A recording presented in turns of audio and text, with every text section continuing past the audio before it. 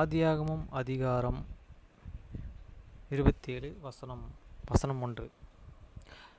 ஈசாக்கு முதிர் வயதானதினால் அவன் கண்கள் இருளடைந்தது, பார்வையற்று போன பொழுதோ அவன் தன் மூத்த குமாரனாகிய ஏசாவை அழைத்து, என் மகனே என்றான். அவன், இதோ இருக்கிறேன் என்றான். வசனம் 2. அப்பொழுது அவன், நான் முதிர் வயதானேன், என் மரணம் இன்ன நாளில் என்று அறியேன். வசனம் 3. ஆகையால் நீ என் ஆயுதங்களாகிய உன் அம்பு பதர துணியையும் உன் வில்லையும் எடுத்துக்கொண்டு வனத்துக்குப் போய் எனக்காக வேட்டையாடி.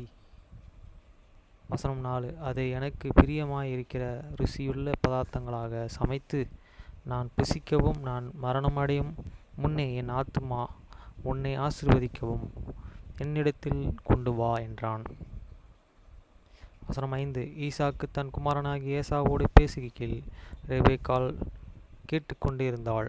ஏசா வேட்டையாடி கொண்டு வரும்படி வனத்துக்கு போனான். வசனம் 6. அப்பொழுது ரெபெக்காள் தன் குமாரனாகிய யாக்கோபை நோக்கி, உன் தகப்பன் உன் சகோதரனாகிய ஏசாவை அழைத்து. 7. நான் புசித்து எனக்கு மரணம் வரும் முன்னே கர்த்தர் முன்னிட்டு உன்னை ஆசீர்வதிக்கும்படி நீ எனக்காக வேட்டையாடி அதை எனக்கு ருசியுள்ள பதார்த்தங்களாக சமைத்து கொண்டு வா என்று சொல்ல கேட்டேன். ஆகையால் என் மகனே, என் சொல்லை கேட்டு நான் உனக்கு கற்பித்தபடியே செய். 8. நீ ஆட்டு மந்தையை போய் 2 நல்ல வெள்ளையாட்டு குட்டிகளை கொண்டு வா. நான் அவைகளை உன் தகப்பனுக்கு பிரியமானபடி ருசியுள்ள பதார்த்தங்களாக சமைப்பேன். 10. உன் தகப்பன் தாம் மரணம் அடையும் முன்னே உன்னை ஆசீர்வதிக்கும்படி அவர் புசிப்பதற்கு நீ அதை அவரிடத்தில் கொண்டு போக வேண்டும் என்றார்.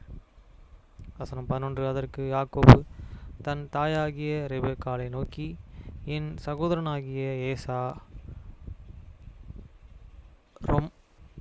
ரோமம் மிகுந்தவன், நான் ரோமமில்லாதவன். வசனம் 12. ஒருவேளை என் தகப்பன் என்னை தடவி பார்ப்பார், அப்பொழுது நான் அவருக்கு எத்தனை காணப்பட்டு என்மேல் ஆசீர்வாதத்தை அல்ல சாபத்தை வரப்பண்ணி கொள்ளுவேன் என்றான். 13. அதற்கு அவன் தாய், என் மகனே, உன்மேல் வரும் சாபம் என்மேல் வரட்டும். என் சொல்லை மாத்திரம் கேட்டு நீ போய் அவைகளை என்னிடத்தில் கொண்டு வா என்றாள். வசனம் 14. அவன் போய் அவைகளை பிடித்து தன் தாயினிடத்தில் கொண்டு வந்தான். அவனுடைய தாய் அவன் தகப்பனுக்கு பிரியமானபடி ருசியுள்ள பதார்த்தங்களாக சமைத்தாள். வசனம் 15. பின்பு ரெபெக்காள் வீட்டை தன்னிடத்தில் இருந்த தன் மூத்த மகனாகிய ஏசாவின் நல்ல வஸ்திரங்களை எடுத்து தன் இளைய மகனாகிய யாக்கோபுக்கு உடுத்தி. வசனம் 16. வெள்ளையாட்டு குட்டியின் தோலை அவன் கைகளிலும் ரோமமில்லாத அவன் கால்களையும் போட்டு. 17. தன் சமைத்த ருசியுள்ள பதார்த்தங்களையும் அப்பங்களையும் தன் குமாரனாகிய தன் குமாரனாகிய யாக்கோபின் கையிலே கொடுத்தாள். 18. அவன் தன் தகப்பனிடத்திலே வந்து, என் தகப்பனே என்றான். அதற்கு அவன், இதோ இருக்கிறேன், நீ யார் என் மகனே என்றான். வசனம் 19. அப்பொழுது யாக்கோபு தன் தகப்பனை நோக்கி, நான் உமது மூத்த மகனாகிய ஏசா, நீ எனக்கு சொன்னபடியே செய்தேன். உம்முடைய ஆத்துமா என் ஆசீர்வதிக்கும்படி நீ எழுந்து உட்கார்ந்து நான் வேட்டையாடி கொண்டு வந்ததையும் புசியும் என்றான். 20. வசனம். அப்பொழுது ஈசாக்கு தன் குமாரனை நோக்கி, என் மகனே, இது உனக்கு எத்தனை சீக்கிரமாய் இப்படி அகப்பட்டது என்றான். அவன், உம்முடைய தேவனாகிய கர்த்தர் எனக்கு நேரிட்ட பண்ணின என்றான். 21. அப்பொழுது ஈசாக்கு யாக்கோபை நோக்கி, என் மகனே, நீ என் குமாரனாகிய ஏசாதானா அல்லவே என்று நான் உன்னை தடவி பார்க்கும்படி கிட்டே வா என்றான். 22. யாக்கோபு தன் குமாரனாகிய ஈசாக்கின் அண்டையில் கிட்டே போனான். அவன் அவனை தடவி பார்த்து, சத்தம் யாக்கோபின் சத்தம், கைகளோ ஏசாவின் கைகள் என்று சொல்லி 23 அவனுடைய கைகளை அவன் சகோதரனாகிய ஏசாவின் கைகளைப் போல ரோமம் உள்ளவைகளாய் இருக்கிறபடினால் என்னென்ன என்று அறியாமல் அவனை ஆசீர்வதித்து, நீ என் குமாரனாகிய ஏசாதானே என்றான். அவன், நான் தான் என்றான். வசனம் 25. அப்பொழுது அவன், என் குமாரனே, நீ வேட்டையாடி கொண்டு வந்ததை நான் புசித்து என் ஆத்துமா உன்னை ஆசீர்வதிக்கும்படி அதை என் கிட்டே கொண்டு வா என்றான். அவன் அதை கிட்டே கொண்டு போனான். அப்பொழுது அவன் புசித்தான். பிற்பாடு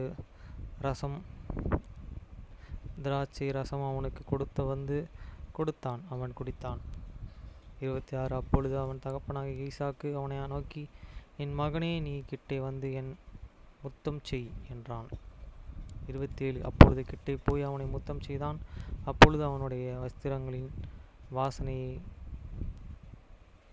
மேய்ந்து, இதோ என் குமாரனுடைய வாசனை கர்த்தர் ஆசீர்வதித்த வயல்வெளியின் வாசனை போல இருக்கிறது.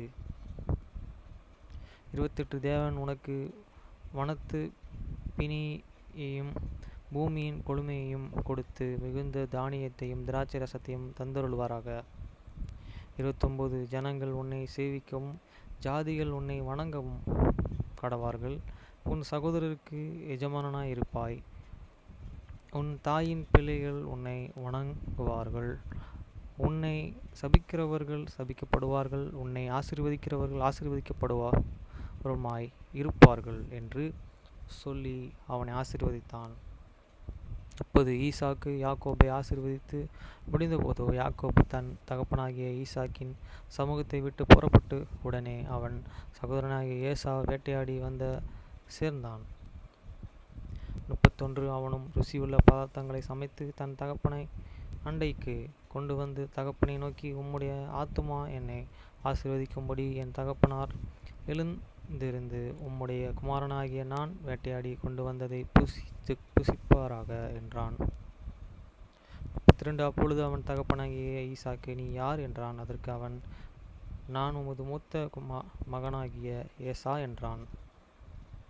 33. அப்பொழுது ஈசாக்கு மிகவும் பிரமித்து நடுங்கி, வேட்டையாடிய எனக்கு கொண்டு வந்தான் அவன் யார்?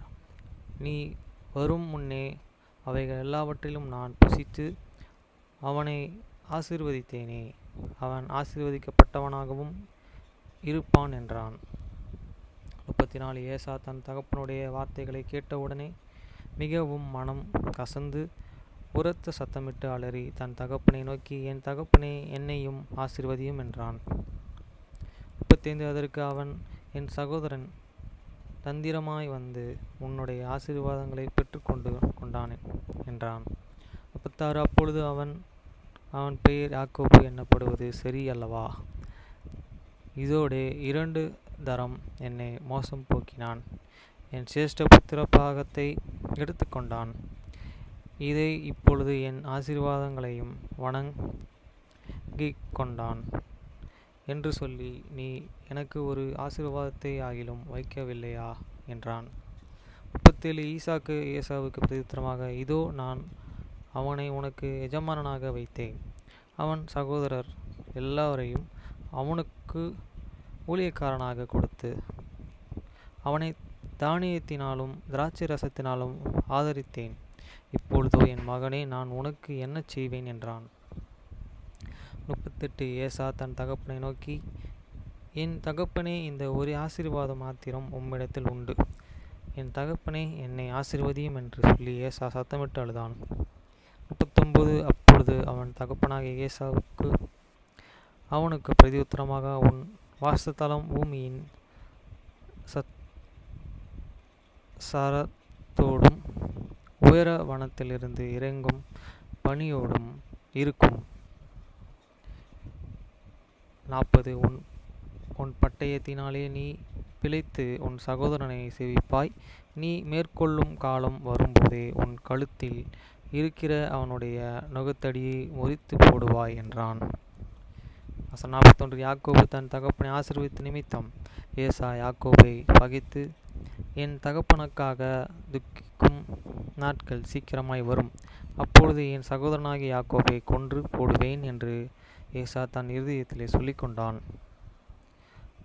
42 மூத்த மகனாகிய ஏசாவின் வார்த்தைகளை ரெபெக்காளுக்கு அறிவிக்கப்பட்டது. அப்பொழுது அவள் தன் இளைய மகனாகிய யாக்கோபுக்கு அழைத்து, உன் சகோதரனாகிய ஏசா உனக்கு கொன்று போட நினைத்து தன்னையே தீற்றிக்கொள்கிறான்.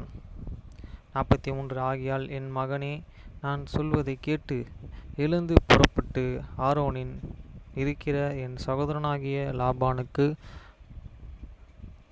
லாபானிடத்திற்கு ஓடி போய் 40 நாள் உன் சகோதரனுடைய கோபம் தனி மட்டும் சில நாள் அவனிடத்தில் இரு. 45 உன் சகோதரன் உன்மேல் வைத்த கோபம் தணிந்தது, நீ அவனுக்கு செய்ததை அவன் மறந்து பின்பு நான் ஆளனுப்பி அவனிடத்தில் இருந்து உன்னை அழைப்பிப்பேன். நான் ஒரு நாளிலே உன் இருவரையும் ஏன் இழந்து போக வேண்டும் என்றாள். வசனம் 46 பின்பு ரெபெக்காள் ஈசாக்கை நோக்கி, ஏத்தின் குமாரத்தியா நிமித்தம் என் உயிர் எனக்கு வெறுப்பாயிருக்கிறது. இந்த தேசத்து பெண்களாகிய ஏத்தேன் குமாரத்திகளின் யாக்கோபு ஒரு பெண்ணை கொள்வானானால் என் உயிர் இருந்து